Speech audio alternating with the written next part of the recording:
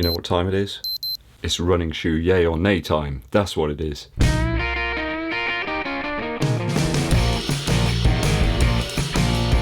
Hey guys, welcome back to the channel. EDDBUD here, and it's running shoe yay or nay time once again. If you haven't seen this show before, it's not me saying that a running shoe's terrible or it's fantastic. It's an abomination or a true triumph.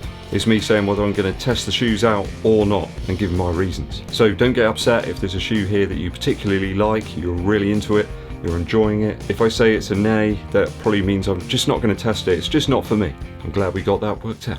So the first shoe up on the yay or nay today is the Puma Speed 500. So after my initial positive views on the Ultra Ride from Puma, I was intrigued to try out some more of their running shoes. It engaged my spider sense, this one. I wondered what other possible Puma treasures there were to be unearthed. Could that Speed 100 from Puma be a ruby in the dust, or just a coin covered in rust? So certainly the 500 seems to have a more conventional upper to it.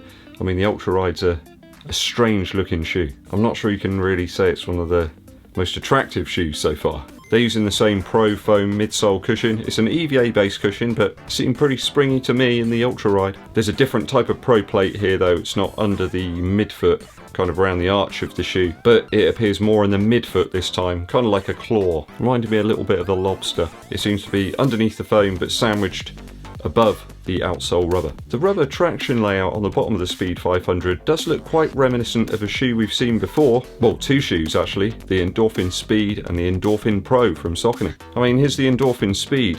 What do you make of it? Looks quite similar, doesn't it? Definitely a very similar setup. At £102, the Speed 500's a little bit more expensive than the Ultra Ride. Still an enticing price point though. It's making me wonder, do I want to put through the paces another Puma Pro Foam package? It's quite hard to say that. I think it's going to be a yay for me for the Puma Speed 500. Let's just hope the Ultra Ride shows a bit of longevity over the miles. Second shoe on the yay or nay today is the Saucony Endorphin Shift as the year draws to a close. Thank goodness. This is one shoe that I haven't tested out. I've kind of slept on it and missed out, perhaps. Not to reveal my top shoes of the year, but certainly this one's going to be right up there. The Speed was a triumphant effort from Saucony, though obviously they have a shoe called the Triumph. Maybe marketing need to readjust that slightly. I've got to say the Saucony Endorphin Shift is quite a high price point there, £130 for a more daily shoe. We got that standard 4mm heel to toe drop here, but it's the weight and the amount of cushion that's putting me off from this one, I think. 286 grams for the US size 9 is a lot of grams. It's going to be right up there in my size. I'm not really sure it's going to bring me anything different than the cheaper Hoka Clifton 7 that I sort of enjoyed a few months back. It's a 38mm stack height in the heel, 34 in the forefoot. That's tall. I'd be up there with the Stay Puft Marshmallow Man if I put these bad boys on. Some of the Max Cushion shoes just don't really seem to do anything for me, and I'm tending to go for the shoes with a lower stack height these days. Just seems to work better for me. Don't seem so clunky. It's only really Zoom X and Light Strike Pro that have really worked in those higher stack heights for me. Lots of people have enjoyed this one though, which is really great to hear, but I think it's something I'm going to sleep on and perhaps test the next iteration of the shoe in 2021, which is going to be a really great year. It's going to be a vintage year. It's going to be better than 2020. That's not really saying much, is it? So those lower responsive ride shoes seem to work better for me, so it's going to be a nay for the Saucony Endorphin Shift. You guys know I like those up-tempo shoes that are a little bit below race spec, but above daily shoes in performance. Like the Tempo Next Percent, this thing just rocks my world. It's kind of like an American muscle car.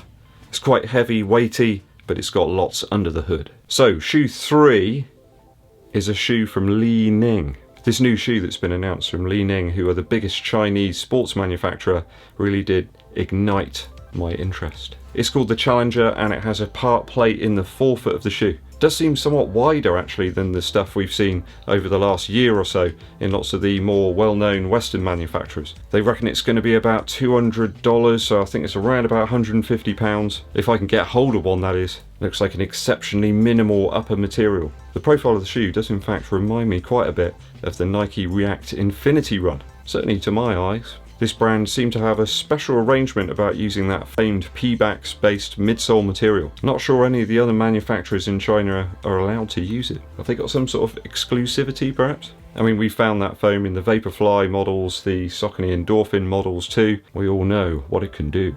I'd assume that's what's in the midsole of this shoe at that price point. I'd be amazed actually if it didn't have that material in the midsole. Sadly, in higher sizes with Li-Ning shoes, I've just lucked out over and over again. I've not managed to find one in my size. They seem like gold dust. But if I can find one of these, I'm quite inquisitive and I do want to test it out. I think it's only just been released in Asia, so I'll keep my eyes peeled. So for the Li-Ning Challenger, it's going to be a yay. Certainly very intrigued by this company. Shoe 4 today is the Nike Zoom Structure 23. So I've not been bowled over by Nike's daily shoes over the last 12, 18 months perhaps even. The last one I really engaged with was the Nike React Infinity Run, which was about 12 months ago. This is a bit of a long shot. What do I make of the Structure 23? My past experience of this line of Nike shoes was with the Structure 21. It caused my wife some really bad knee issues actually, this shoe. After being told she needed stability shoes for running, they really didn't work out for her. I think it's put me off stability footwear pretty much exclusively. I mean, people say that the React Infinity Run's a stability shoe. I'm not entirely sure. I think it's got leanings towards that, but the Structure series was always the main stability shoe within Nike's lineup. So in the 23, we've mimicked that Pegasus 37 with the front Zoom airbag, and it's quite a low stack height here actually. It's not huge by any stretch of the imagination. Certainly when we compare it to something like the Saucony Endorphin Shift that we featured earlier in this Running Shoe Yea or Nay. In terms of that stack height, it does make this shoe a little bit more accessible perhaps as a daily use shoe. Nike only mention a foam midsole here. It doesn't say React, so there's a possibility that it could be Cushlon that they used in the previous version of the Pegasus at 104 Earth credits. It's certainly within that daily shoe sphere. Makes it a little bit more affordable for day-to-day use, I suppose. But I've got to be honest, there's not much here that really pulls me in. If Nike were a fisherman,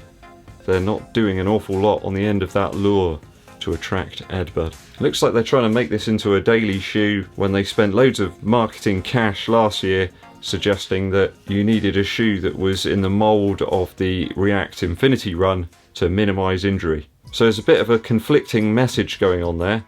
Do we need this shoe with quite built up stability around the heel there? Or do we need something entirely different, which is max cushioned, very wide, has way less stability in the heel? What's the message, Nike?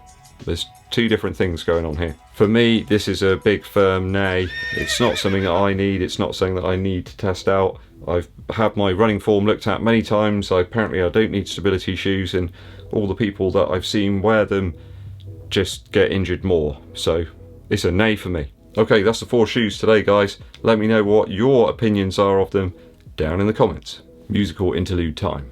I don't know what it is about this time of year, but it always reminds me of uni days when I was listening to Suede. Their first 2 albums really are fantastic in terms of their mood and atmosphere.